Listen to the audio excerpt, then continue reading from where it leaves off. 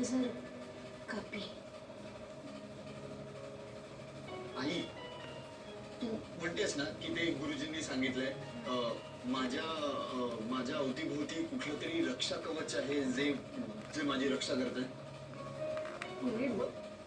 असेल अवतीभोवती इथेच कुठेतरी असं रक्षा कवच.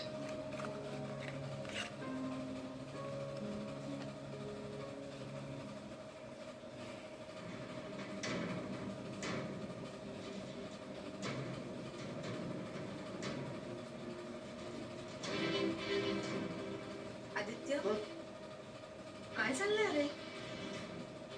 अगं ते बघ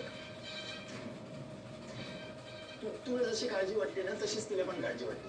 सांग तिला. तुला तुझ्या मित्राची काळजी वाटणं स्वाभाविक आहे, पण नको काळजी करूस.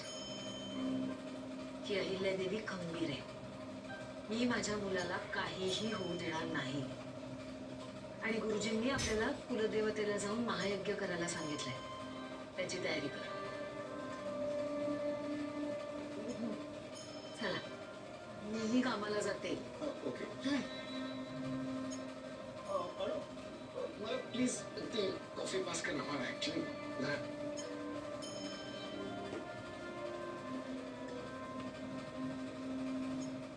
घे घे.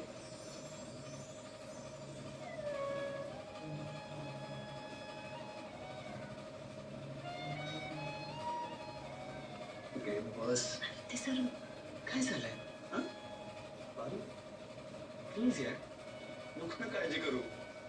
तू म्हणतेस ना की तुझ्या गळ्यात जे मंगळसूत्र आहे ते माझं रक्षा कवच आहे.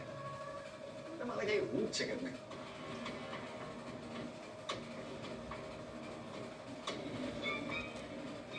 आदित्य सरांना कसं सांगू की मंगळसूत्र माझ्या गळ्यात नाही, म्हणून आता मला सावलीसारखं त्यांच्या सोबत राहावं लागेल.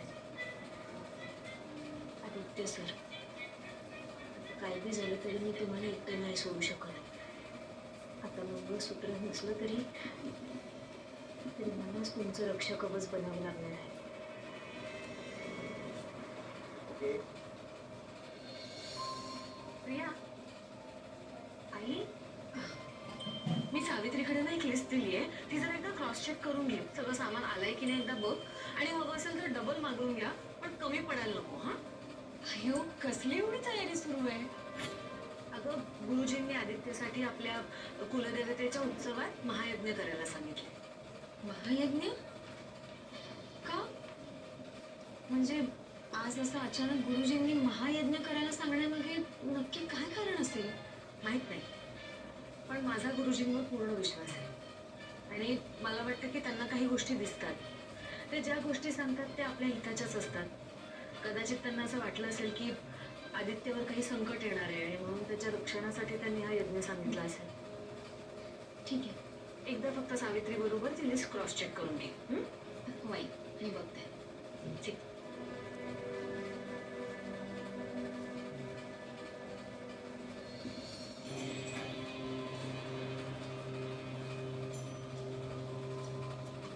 आदित्यचं रक्षा कवच तर मी नष्ट करून टाकलंय.